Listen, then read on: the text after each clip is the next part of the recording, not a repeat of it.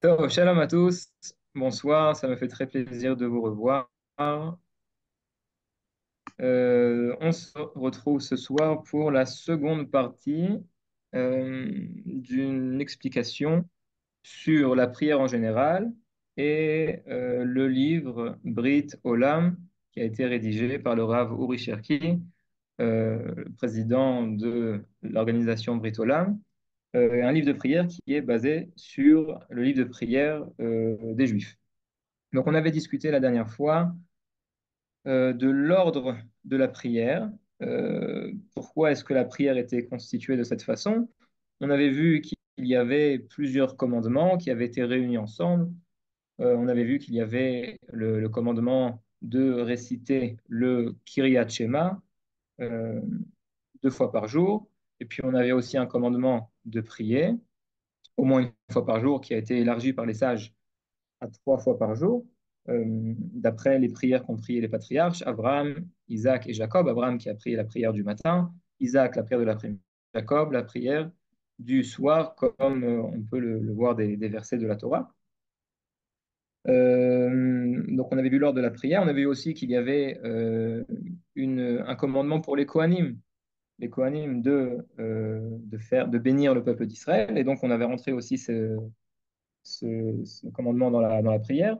Je ne sais pas si je l'avais mentionné, mais on a aussi un commandement de mettre les téphilines, les phylactères, tous les jours, ainsi que le tzitzit. Maintenant, le tzitzit, c'est pas forcément, on n'est pas forcé d'acheter un talit avec, vous savez, toutes les belles coutures, etc., pour faire la mitzvah. On peut avoir un vêtement avec 4 coins et mettre les tzitzit, mais les sages ont institué le port du talit pendant la tefila et qu'on mette les téphilines aussi pendant la tefila. Et donc, en fin de compte, on a eu l'ordre de la prière comme on l'a, donc qui est d'abord le talit, après les téphilines.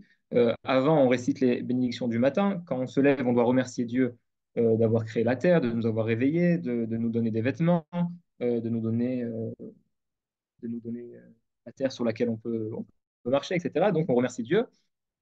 Et puis après, donc, on fait le Kiryat Shema, on fait l'Amida, et c'est comme ça que se déroule la prière. Donc en fait, en fin de compte, tous ces commandements ont été regroupés en un seul moment, qui est la prière du matin. Après, il y a la prière de l'après-midi, qui est constituée seulement de l'Amida, la prière qui se lit à voix basse. Et puis la prière du soir, pareil, le Kiryat Shema et la Hamida. Voilà, c'est à peu près l'ordre de la prière. On avait parlé aussi du temps de la prière. Quand est-ce qu'on devait prier la prière du matin, la prière de l'après-midi, la prière du soir? Euh, voilà, ça c'était ce qu'on avait vu la dernière fois. Maintenant, je vous propose, suite à une question qui a été posée, je crois que c'est Thomas qui l'avait posée, qui avait mentionné cette chose, quelles sont les préparations à la prière? À quoi il faut faire attention avant de prier pour être en possibilité de réciter la prière, il faut se rappeler que la prière, on la récite devant Akadosh Baruch Hu, devant Dieu, qui est le roi des rois. Et donc, forcément, quand on se tient devant le roi, il faut être pas seulement habillé de façon appropriée, mais il faut que l'endroit dans lequel on se trouve soit aussi approprié, etc. Donc, c'est ce que je vous propose de voir ce soir. Maintenant, d'où est-ce que je prends ces enseignements? Alors, encore une fois, on va remercier le Rambam, Rabbeinu Moshe ben Maïmonide, qui, en plus d'avoir rédigé de façon ordonnée les lois des Noachides, a rédigé, on va dire, la Torah orale pour les Juifs de la même façon. Et donc, Maïmonide a écrit, je ne vais pas vous faire un topo ici sur Maïmonide, Maïmonide qui a vécu dans la seconde partie du XIIe siècle, qui est né en Espagne, qui est passé par le Maroc, et puis après arrivé en Israël, est redescendu en Égypte parce qu'il y avait la famille en Israël, et puis après il était devenu le médecin du sultan Saladin. Donc il vivait dans les banlieues du Caire, à Fostat. Maïmonide a écrit un grand livre de halakha qui résume la Torah orale, qui s'appelle le Mishneh Torah. Le Mishneh Torah, qui résume toute la loi orale. D'après Maïmonide, il suffirait, pour connaître toute la Torah, il suffirait d'étudier la Bible et son livre le Mishneh Torah, et comme ça, on pourrait connaître toute la Torah écrite et toute la Torah orale. Alors, bien sûr, les autres rabbins n'ont pas été d'accord avec Maïmonide. Il y a beaucoup de livres qui ont été écrits sur le livre de Maïmonide pour expliquer d'où il a pris d'où il a tranché la halakha, en quoi ils étaient d'accord, pas d'accord, etc. Mais Maïmonide a écrit un ouvrage monumental, donc le Mishneh Torah. On va étudier une partie de ce livre ce soir. Est-ce que je peux faire un partage d'écran? Voilà. Alors, le texte est en hébreu. Donc, c'est c'est pris des lois sur la prière et la bénédiction des Kohanim, Perek Dalet, le quatrième chapitre. Alors, Halacha Aleph, Maïmonide nous dit, Chamisha, Devarim, tout ce que Maïmonide nous dit, c'est pris en général de la Gemara. Donc, c'est pas lui qui invente ces lois, mais il les a ordonnées, puisque vous savez que la Gemara, ce sont les discussions qui sont amenées qui ont été retranscrites, donc discussions dans le Beth Midrash, dans la Yeshiva. Donc on a un rabbin qui dit ça, et puis un autre rabbin qui le contredit, et puis à la fin, on a un troisième rabbin qui vient dire, mais non, pas du tout, la source est notre source. Et donc, c'est pas forcément clair. La loi, en fin de compte, qui sort de la Gemara n'est pas tout le temps claire. Et il y a surtout aussi des controverses entre les rabbins, comme qui on doit trancher la halakha, comme le premier rabbin ou comme le second. Il y a plusieurs façons de savoir comme qui il faut trancher. En tout cas, Maïmonide n'invente rien du tout. Il prend en général tout de la Gemara, du Talmud, mais c'est écrit de façon ordonnée. Donc c'est pour ça que nous étudions le Rambam. Donc le Rambam nous dit comme ça, Chamisha devarim me'akvim et atefila. Il y a 5 choses qui empêchent l'homme de faire sa prière. Afalpi chez Azmana, malgré le fait que soit arrivé le temps de prier cette prière, donc si on parle du matin, le soleil s'est levé, si on parle de l'après-midi, nous avons passé la moitié de la journée, si on parle de la prière du soir, alors il y a 3 étoiles dans le ciel. Donc 5 choses qui empêchent l'homme de faire sa prière, même si, malgré le fait que le temps de la prière soit arrivé. Et quelles sont ces 5 choses-là? Taharat ayadaim, la purification des mains, vekisui aerva, le fait de cacher les parties inférieures, taharat makom atfila, la propreté et la pureté de l'endroit dans lequel on va prier, udvarim achofzimoto, les choses qui vont entraîner l'homme à ne pas être concentré, vekavanat alev, et la concentration, ça veut dire comprendre ce qu'on dit. On va détailler tout ça tout de suite. Alors, Tarata Edaim, donc la première chose qu'on a mentionnée, c'est la pureté des mains. Tarata Edaim Ketsa, donc comment est-ce qu'on se purifie les mains? Rochet Siadav Bemaim Ad Aperek Ve'achar Kach Yitpalel. Il faudra se laver les mains jusqu'au poignet. Donc le perek, c'est le poignet.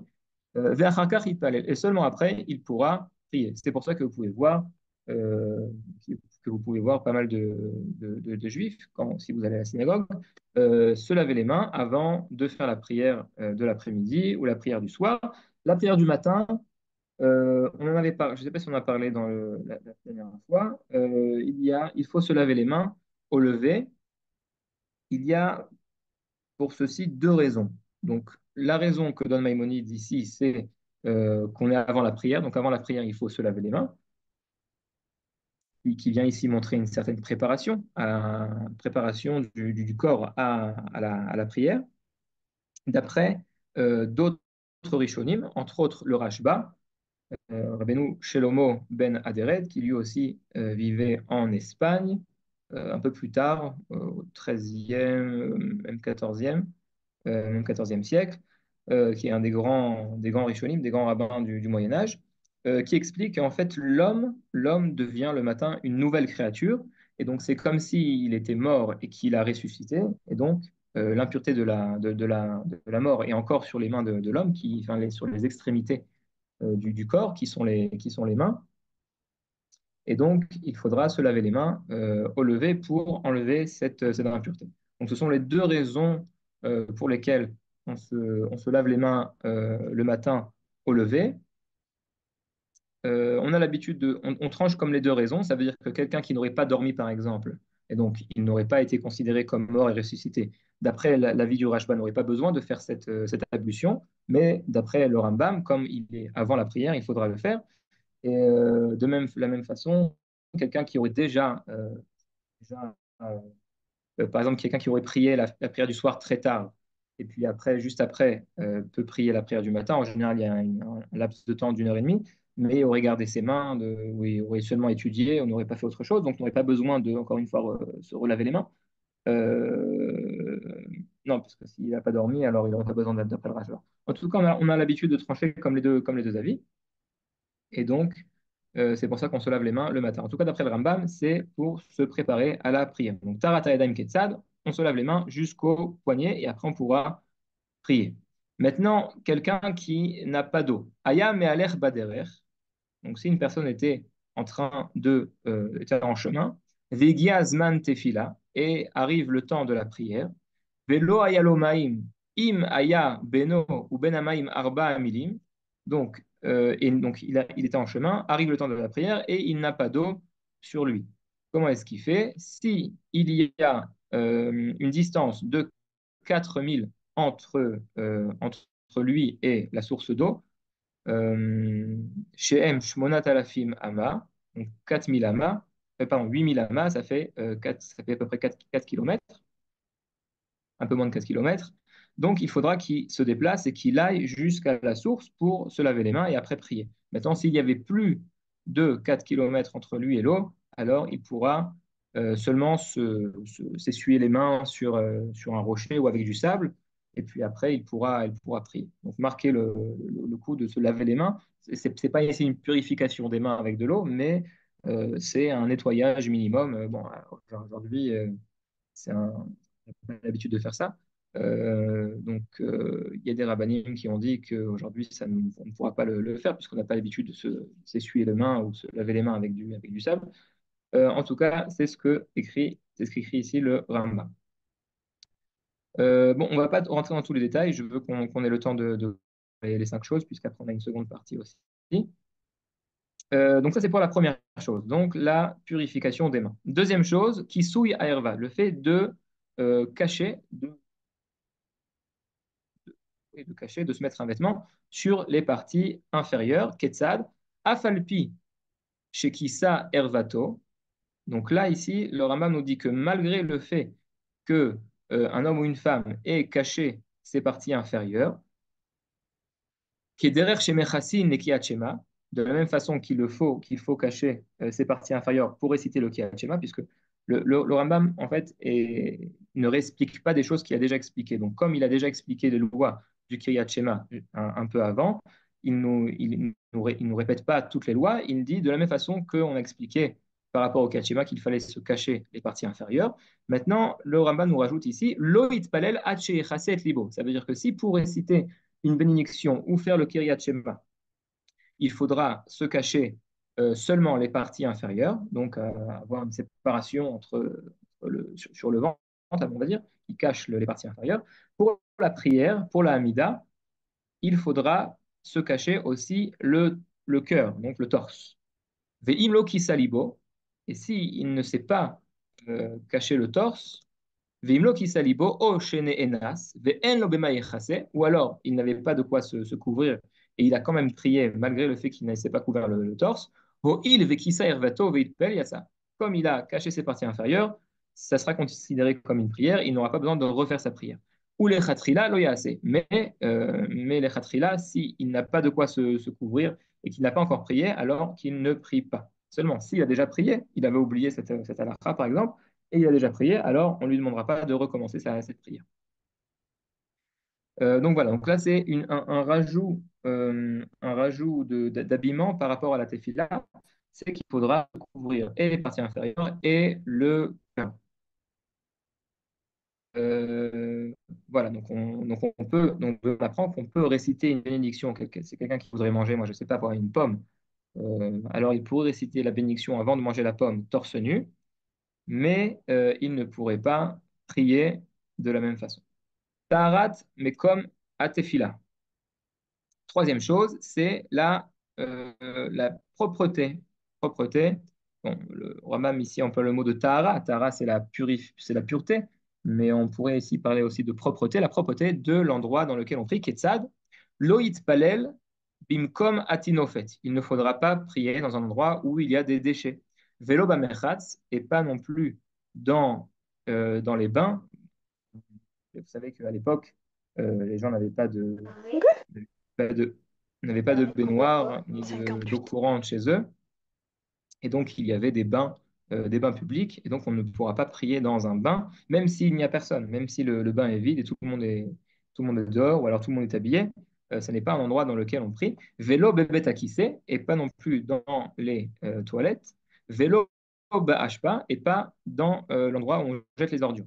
Vélo bemakom, chez Eno becheskat tahara ad sheidefkenu. Et pas non plus dans un endroit qui ne serait pas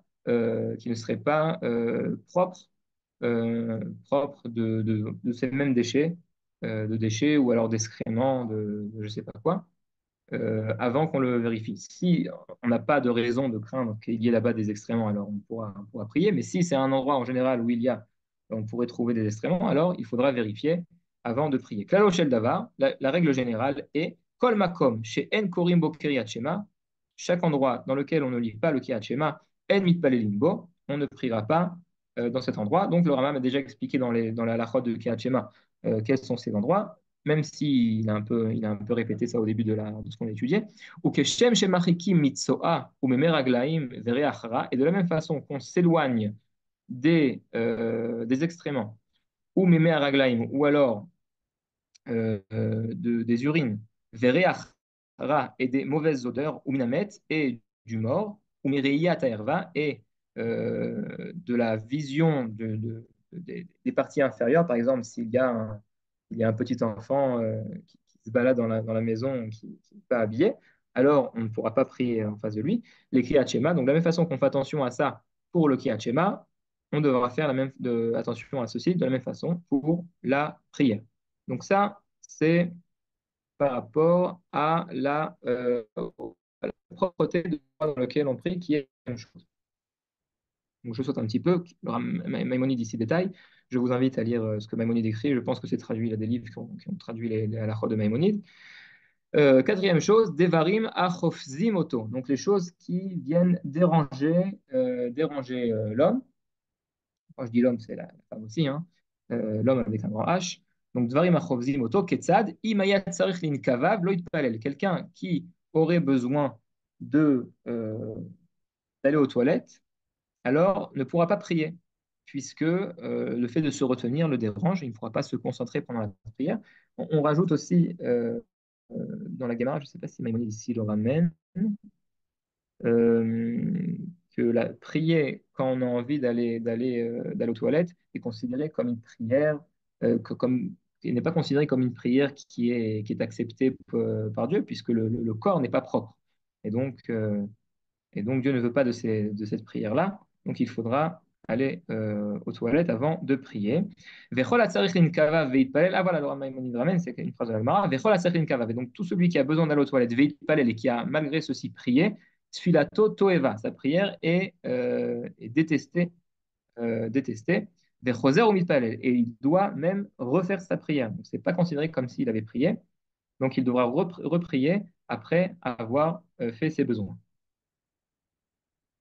Maintenant, si ve'im yachol le'amid atzmo kedei parsa, tfilato tfila. Maintenant, si il peut se retenir kedei parsa, on a l'habitude de dire 72 minutes, à peu près une heure et quart, une heure 10, une heure et quart. S'il il arriverait à se retenir euh, pendant encore une heure et 10 et qu'il a prié, alors ça sera considéré comme une prière, puisque s'il arrive à se retenir, c'est qu'il n'est pas si envie que ça. Donc, euh, donc c'est considéré comme une prière. Ve'afalpi, je suis dans la seconde phrase. Ve'afalpi chen, les chatri là, mais a priori, lo yitpalel. S'il a envie de faire ses besoins, même s'il peut se retenir, il ne priera pas. Ad sheivdok atzmo, jusqu'à temps qu'il se vérifie, yafé, qu'il se vérifie bien. Est-ce qu'il a envie d'aller aux toilettes avant de prier? Pareil, il faudra se moucher, etc. Bon, ce sont des halakhot qui rentrent dans des détails qui ne sont pas pas très esthétique, on va dire, mais vous savez que la halakha rentre dans la vie, enfin, nous donne des lois dans tout ce que l'homme fait. Et donc, le fait de faire ses besoins fait partie de du, du- de la façon dont l'homme marche. Et donc, il y a aussi des lois par rapport à ceci. Plus forte raison quand on parle de la prière. Donc ça, c'est pour la quatrième chose, les choses qui peuvent déranger l'homme. Donc, qu'est-ce qu'il y a encore? Bon, on peut sauter tout ça. Kavanat Alev, donc maintenant là, l'intention du cœur, littéralement, la kavana, l'intention de l'homme dans sa prière, Ketzad, comment est-ce qu'il faudra faire attention? Kol tefila, ena bechavana, ena tfila. Chaque prière qui n'est pas faite avec l'intention nécessaire n'est pas considérée comme une prière.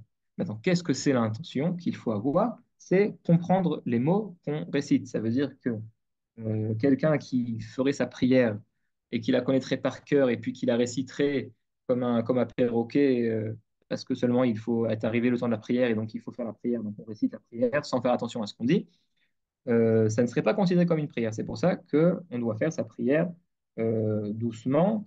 Il y a beaucoup de rabbins qui conseillent d'utiliser tout le temps un livre de prière, même si on connaît la prière par cœur. Donc de faire la prière avec un livre, comme ça on arrive à se concentrer, on voit les mots, on comprend ce qu'on dit, puisque très rapidement, quand on connaît le texte par cœur, on peut commencer à planer et puis à penser à tout plein de choses. Euh, Qu'est-ce qu'on va manger, qu'est-ce qu'on va cuisiner euh, pour ce soir, ou alors quel invité on aimerait inviter un repas, ou alors à quelle heure on va chercher les enfants, ou alors comment est-ce qu'on va déposer les enfants, je ne sais pas où au cours de musique ou quelque chose comme ça. Donc, il faudra vraiment se concentrer pendant la prière. Ve'i mitpalel. Et s'il a prié belo kavana, choser ou mitpalel bechavana. Et donc, s'il a prié sans intention, il devra recommencer sa prière et la faire avec intention. Maintenant, quelqu'un qui n'est pas concentré. Matzada ato meshu beshet velibo tarud. Maintenant, quelqu'un qui, je sais pas, qui lui est arrivé un grand malheur, ou ou alors quelqu'un qui aurait, par exemple, c'est dans la lacha qui serait en deuil, qui aurait perdu un proche parent, et donc qui est occupé maintenant à trouver un endroit où l'enterrer, etc. Et donc il n'est pas concentré, il n'est pas apte à prier. Donc matzah dato meshubeshet velibo taru, donc son cœur comment est-ce qu'on dit n'a pas la possibilité de se concentrer. Asur lo leitpalel ad shetit yashem dato. Il n'a pas le droit de prier jusqu'à temps qu'il se calme et qu'il arrive à se concentrer. Les fichar, abba minaderer, et donc, d'après ceci, celui qui rentre d'un long chemin, ve'wayef, et qui est fatigué, au metzer, qui est fatigué ou alors qui n'est pas en état de prier, pas seulement par la fatigue, pour plein de choses, à palel, il n'aura pas le droit de prier, ad shetitia chef d'ato jusqu'à temps qu'il se calme et qu'il arrive à se concentrer. Amour Chachamim, il y a des sages qui ont dit Yish'e Shelosha Yamim Ad She Yanuar Betit Karedato Vachar Tipali. Il y a même des sages qui ont dit que quelqu'un qui rentre d'un long chemin devra se reposer pendant 3 jours et seulement après, il pourra prier. Puisque à l'époque, les longs chemins, fallait se remettre après des longs chemins dans le désert ou autre part. Et donc, euh, l'homme, ça lui prenait à peu près trois jours pour se remettre toutes ces péripéties. Et donc, les sages ont dit, d'abord, remets-toi de ton chemin, et puis après seulement tu pourras prier. Voilà, maintenant, comment est-ce qu'on se concentre? Quelle est l'attention qu'il faut? Ketzad kavana, sheyefane et libo mikol amarchavot. Qu'il nettoie, qu'il vide son cœur de toutes les pensées qu'il pourrait avoir. Ve'yiree atzmo keilu uomed lifne ashrina. Et qu'il se voit comme si il se tenait devant la Shekhinah qui est la présence divine qu'on peut ressentir sur terre. Les fichar, tzarich leshev me'at kodem atfila. Donc c'est pour ça qu'il faudra, avant de prier, s'asseoir. Enfin, c'est pas l'échelle, ça veut dire s'asseoir un petit peu, mais ça veut dire attendre quelques minutes, se concentrer, pas arriver tout de suite. On arrive à la synagogue, on a couru pour arriver à l'heure et puis on rentre et directement on commence à prier. Non, on attend quelques instants, on se concentre et puis après on commence à prier. Les chefs mettent Kodem Atfila, Kedele Chaven et Libo, donc pour arriver à se concentrer, seulement après il pourra prier. Benachat Uftachanunin, pas ne pas prier vite pour marquer un V, mais prier doucement avec supplication. Velo yaase tefilato kemi sheaya nose masoy ou mashlicho veolerlo. Il ne fera pas sa prière de la même façon que quelqu'un porte un lourd fardeau et n'a seulement envie que de le lancer par terre et s'en débarrasser. Donc, pas encore une fois, faire la prière pour pouvoir mettre un V et c'est bon, j'ai fait ma prière, laisse-moi tranquille. Non, il faudra faire la prière avec lentement et avec supplication. Les fichach, sarich leshev me'at acharat tfila. Et donc, c'est pour ça qu'après la prière, pas seulement avant la prière, mais aussi après la prière, les fichach, sarich leshev me'at acharat tfila, ve'achar kach yipater. Donc, c'est pour ça qu'après la prière, il faudra attendre quelques minutes et ne pas sortir de la synagogue en courant pour ne pas montrer que bon, bah, je suis venu juste pour faire ma prière et dès que la prière est terminée, hop, je me barre, comme on dit en France. Chassidim Arishonim, Chassidim Arishonim, donc les Chassidim Arishonim, ici on parle des gens pieux de l'époque des Tanaïm, des sages de la Mishnah, même avant. Ayu Shoim Sha'a Achat Kodem Atefila, euh, arriver à la synagogue une heure avant la prière pour pouvoir justement se concentrer, Vesha'a Achat Le'acharat Tefila, et une heure après la prière, ou Marichin Betfila, et prier pendant une heure. Ça veut dire qu'ils avaient une heure de préparation avant la prière elle-même durait une heure, et puis après encore une heure on va dire, d'atterrissage de la prière, puisqu'après une préparation d'une heure et une prière d'une heure, il faut du temps pour réussir à se reconnecter, à redescendre sur Terre. C'est une des raisons, entre autres, pour lesquelles les sages ont institué de faire les Pesouké des Imra, de lire des psaumes avant la prière. Vous savez que avant le Kriyat Shema, on récite des psaumes, Ashri Oshe Vevetecha et plusieurs Alléluia. Donc c'est pour, faire des louanges à Dieu avant la prière, mais c'est aussi pour qu'on arrive à se concentrer, à se mettre en cette situation donc pas seulement de concentration, mais de prière, situation de louange envers Akadosh Baruch Hu, pour comprendre que maintenant on va arriver au summum de la tfila qui est la prière de l'Amida, et donc on monte petit à petit, on fait d'abord des louanges, après on accepte le joug divin sur nous, et puis après on arrive au summum de la prière qui est la tefila, et puis après la tefila, on a les supplications, encore des psaumes, on descend doucement, doucement. Donc en fait, les sages nous ont institué dans la prière c'est cette heure-là avant la prière et cette heure après la prière que respectaient les chassidim, les gens pieux de l'époque. Euh, donc c'est pour ça aussi, nous dit Maïmonide, Shikor alit palel, quelqu'un qui est sous ne priera pas, mi pene chez el kavana, puisqu'il n'est pas en état de se concentrer. Ve'imit palel, tfilato toeva. Et si il a prié quand même, sa prière est détestable devant le Créateur. Les fichach, choser ou mitpel, et donc forcément il faudra, quand il sera en état de prier, il devra encore une fois reprier. Chatouille. Maintenant, chatouille, c'est moins que sous. Il y a sous, comme on a l'habitude de dire sous comme Lot, donc qui a bu et qui n'était pas capable de différencier entre une femme et ses filles. Je vous renvoie à l'histoire de Lot et ses filles dans la Genèse. Donc chatouille, c'est quelqu'un qui est un peu gai puisqu'il a bu un peu d'alcool. Chatouille alit palel, donc il ne priera pas. Ve'imit palel tfilato tfila. Maintenant, malgré le fait qu'on lui dit de ne pas prier, s'il a quand même prié, sa prière est considérée comme une prière. Maintenant, c'est quoi le shikor? Eze ou shikor, c'est quoi l'homme sous qui ne peut pas prier? C'est Zéché Eno Yachol Edaber Yisfameler, quelqu'un qui n'est pas capable de se tenir devant un roi et de parler comme il faut. Des chatouilles, donc quelqu'un qui est un peu gai de par la boisson. Yachol Ledaber Bifne Ameler Eno Mishtabesh est capable, quand il arrive devant le roi, de quand même se reprendre, se ressaisir et de parler de façon respectable sans se tromper.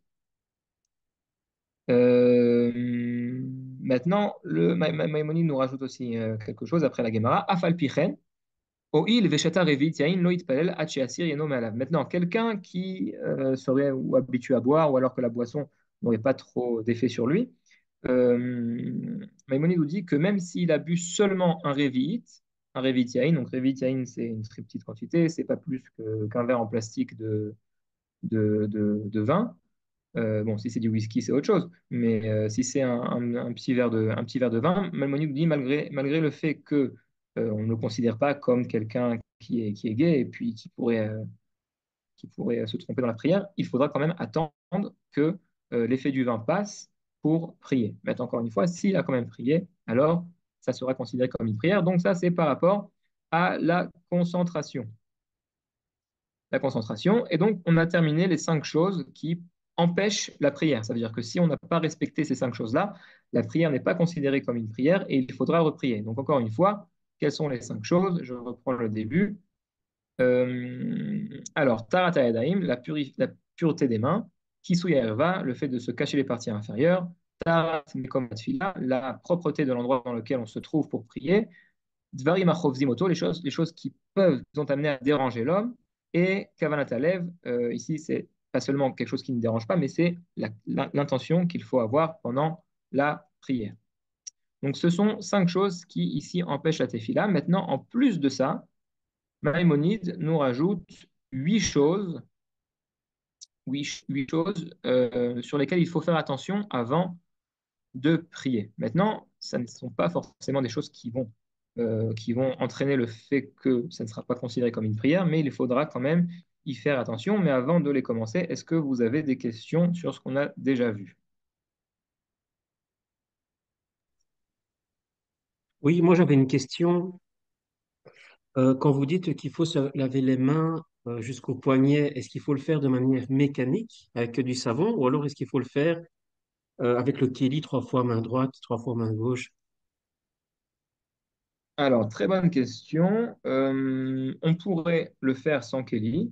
Maintenant, on a l'habitude de le faire quand même avec Kelly, entre autres après l'influence des kabbalistes qui enseigne que chaque chose, chaque action, avant de faire chaque action qui est en lien avec la spiritualité, il faudra utiliser un keli pour se purifier les mains pour des raisons de la Kabbale.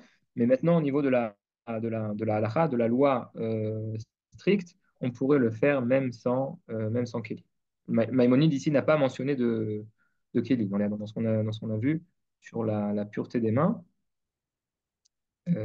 Sur la pureté des mains, ici, Maïmonide ne mentionne pas d'ustensile. Il faudra juste se laver les mains jusqu'au poignet. Donc juste avec du savon, quoi, mécaniquement. Oui, même sans savon, même seulement de l'eau. C'est ici pour marquer quand même le fait qu'on se prépare à la tefila, la préparation du corps à la prière. Il y a la préparation de l'esprit, donc l'intention qu'il faut avoir, et la préparation aussi du corps. Arrête après, Euh, je fais comme ça. Si tu veux. je mentionne aussi que les Kohanim, les pontifes, dans le temple, se purifiaient pas seulement les mains, mais aussi les pieds dans le temple, qui sont les pieds qui sont aussi l'extrémité du corps, mais quand on n'est pas dans le temple, ça n'est pas la peine, donc on se purifie seulement les mains. Mais c'est pas la peine de mettre du savon. Si vous avez du savon, vous voulez vous laver les mains parce que vous avez les mains sales, allez-y, mais avec de l'eau, ça suffit un peu. D'accord, merci. Marie-Josée, Shalom à tous. Shalom, Ram. Merci beaucoup de faire ça pour nous.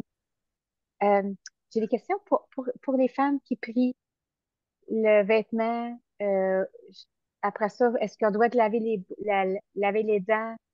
Des questions que j'avais. Et aussi, est-ce que durant la nuit, les mamans, on va dire qu'ils se réveillent la nuit, pour les enfants, il faut qu'ils se lavent les mains à chaque fois? J'avais ces 3 questions-là. vous pouvez répéter les questions, c'était un peu coupé, j'ai pas entendu. Les femmes qui se lavent les dents.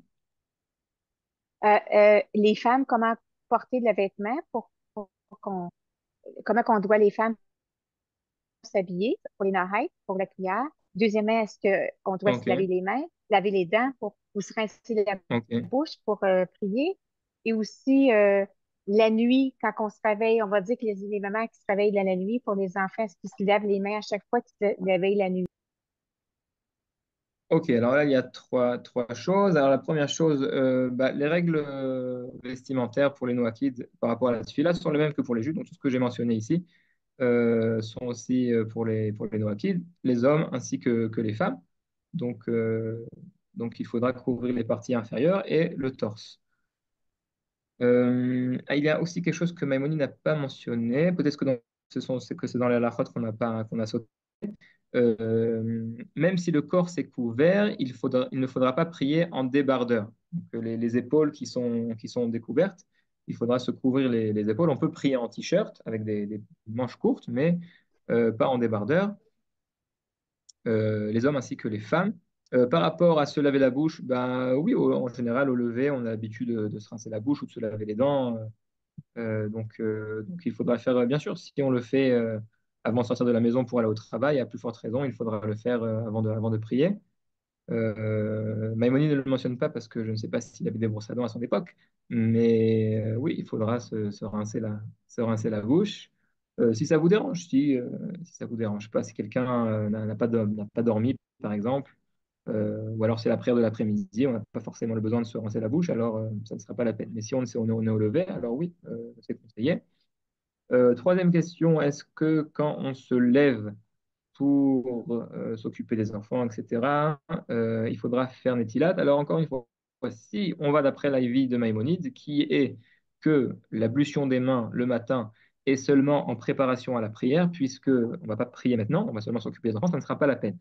Si on va d'après l'avis des kabbalistes ou alors d'autres rishonim comme le Rashba que j'ai mentionné, qui disent que on est devenu une nouvelle créature et donc il faudra se purifier les mains de l'impureté de la mort, entre guillemets, alors il faudra se laver les mains puisque on ne veut pas transmettre cette impureté si on touche un enfant, à plus forte raison si on je sais pas, on lui change la couche ou quelque chose comme ça, on lui essuie le nez, puisque d'après les kabbalismes, l'impureté peut rentrer dans le corps de l'homme tous les orifices, les oreilles, les yeux, les narines, etc. Et, et- Maintenant, ce n'est pas une obligation, ça n'est pas une obligation. Si vous voulez le faire, vous pouvez le faire, mais au niveau de la Khanet, ça n'est pas obligatoire. est-ce que si on va dire qu'on a des photos des gens qui sont décédés, on va dire que dans le salon, je prierais, puis il y avait des photos de je sais pas, mon père est décédé quand j'étais jeune, puis j'ai une photo de mon père. Est-ce que c'est correct de prier quand il y a des photos des gens qui sont décédés, des photos, est-ce qu'il y a un problème? Alors, ça n'est pas seulement par rapport aux photos de gens décédés, même aux photos de gens qui sont encore vivants. Il faudra éviter de prier devant les photos pour ne pas que quelqu'un qui arriverait je sais pas, à rentrer dans la pièce et nous voir pense qu'on prie devant la photo et qu'on se prosterne devant la photo. Et donc, on fait l'idolâtrie. Donc, on évitera, mais ça n'est pas grave si vous allez prier devant cette photo, puisque de toute façon, vous n'avez pas l'intention de prier à la personne qui est en photo devant vous. C'est la même, en face de vous. C'est la même chose pour un miroir. Ne pas prier devant un miroir ou une vitre où on verrait son reflet pour ne pas être enfin, qu'une personne soit amenée à penser qu'on prie, qu'on se voue un culte à soi-même. Donc, on prie devant un miroir. Donc, évitez de prier devant une photo ou un miroir, mais encore une fois, c'est si vous avez commencé votre prière et puis tout d'un coup, vous faites attention que vous êtes en face de ça, ça n'est pas grave. Catherine. Merci beaucoup. Non, vas-y. Merci, Rav. C'est Morissette. Oui, Bonjour. j'allais poser presque les mêmes questions. Vous avez répondu concernant les Ok, femmes. Merci. super. Très Merci. bien. Fab, c'est la main de tout à l'heure ou est-ce que vous avez une question supplémentaire? Oui, j'avais une question. En fait, j'avais plusieurs questions, mais vous aviez répondu. C'était par rapport au fait qu'on cachait le torse, s'il fallait cacher aussi les épaules, mais ça, vous y avez répondu. Et je voulais vous demander aussi, par exemple, quand vous disiez qu'il faut prier le psauké des Imra, il précède en fait le schéma. En fait, dans le Brit Olam, il y a les Émirotes aussi juste avant et l'hymne Adon Olam. Savoir si ça faisait partie du psauké des Imra ou si c'était des parties différentes qui étaient là juste pour dire de se préparer à la prière. Alors, les Émirotes, oui. Les Émirotes, c'est les psuké des Imra. L'hymne Adon Olam, ça fait partie de la partie qui est encore avant les psuké des Imra. qui sont des chansons en l'honneur d'Akadosh Baruch Hu, en l'honneur de Dieu. Donc vous pouvez le réciter. Je pense que le Rav ne l'a pas ici mentionné en vain dans le Sidour. Nous dans les livres de prière des Juifs, il y a toute la partie qui précède le début de la prière, euh, qui n'est pas facultative, mais de façon générale, il n'y a pas beaucoup de personnes qui arrivent à tout lire. Il y a aussi beaucoup d'ajouts de rabbins un peu plus tardifs. Donc on n'a pas l'habitude de tout lire. Pour nous, l'hymne Adon Olam fait partie de ces parties-là, mais le Rav a jugé bon de le rentrer dans le Siddur Noaki. Donc je pense que pour vous, oui, il serait bon de le réciter. D'accord. Et donc, en fait, il y a le psuké des Imra et Zémirot, les deux font partie du psuké des Imra, alors. Oui, alors attendez, j'ai un livre Olam en face de moi. Où est-ce que c'est ça? Il y a les cantiques Zémirot et puis il y a les cantiques psuké des Imra. Dans le livre Olam, mais je n'ai pas pris la peine de le mettre à côté de moi. Alors, Cantique Zémirot. Oui, les Cantiques Zémirot. Et puis après, il y a Cantique Souké des Imra. Euh, Écoutez, au niveau de la sémantique, les psouks et des Imra sont les psaumes qui sont récités entre les deux bénédictions, celle de Baruch She'amar et puis après celle de Ishtabar. Et les cantiques seulement Zémirot, c'est celles qui sont récitées avant. Mais les deux sont considérés comme des cantiques, des versets de louange à Dieu. Donc oui, récitez les deux. Si vous n'avez pas le temps, alors récitez seulement les psauks et des Imra et non les Émirats. Si vous devez faire une prière plus courte, par exemple, alors commencez aux Émirats, aux psauks et des Imra et pas aux Émirats. D'accord. Voilà. Ok, merci.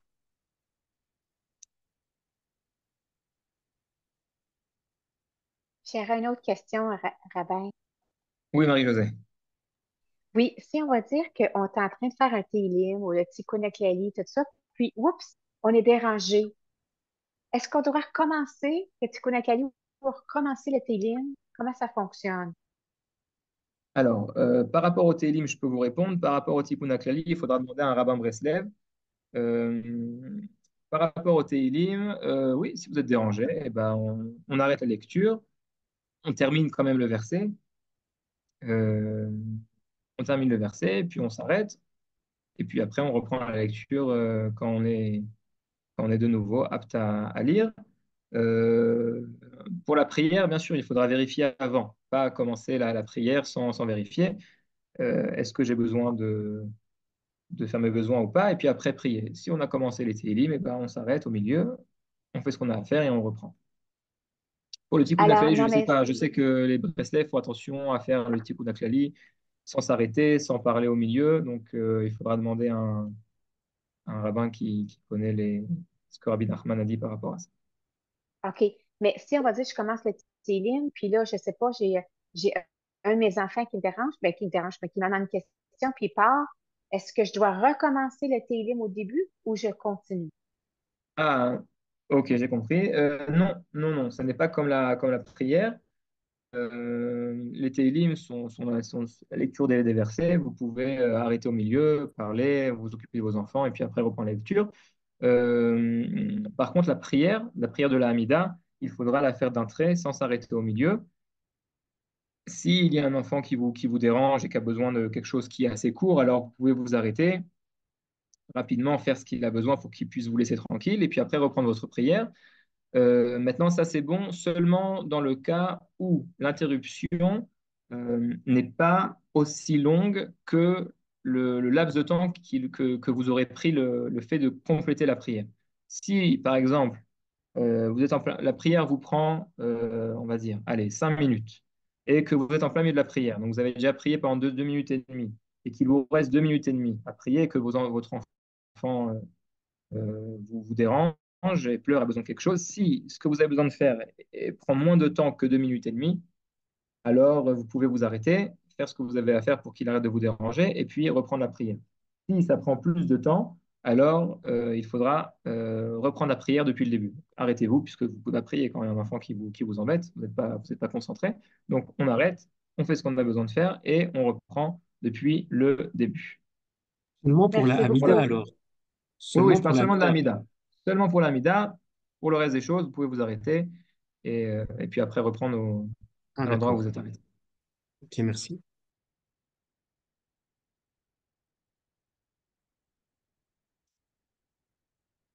Sarah, Oui, bonsoir. Du coup, j'avais une bonsoir. question que j'avais postée sur le chat. Ah, j'ai Et pas ouvert le chat, excusez-moi. du coup, ça concerne les animaux. Si par exemple, on a des chats qui viennent sur les genoux pendant qu'on prie, est-ce que ça pose problème ou pas? Euh, non, non, au niveau de la loi stricte, ça ne pose pas de problème. Maintenant, si, faudra pas commencer à s'amuser avec, à caresser, prier. Bien sûr, par rapport à la Hamida, la prière qui se reste debout à voix basse, la question ne se pose pas puisque vous êtes debout. Euh, donc, si votre chat vient et commence à, à s'approcher de vous et puis à vous, je sais pas moi, à vous caresser les pieds ou un truc comme ça, alors il faudra pas s'arrêter, continuer la prière. Maintenant, si vous êtes assis en train de faire en train de faire les cantiques, etc., ce n'est pas un problème. Ah, d'accord, merci.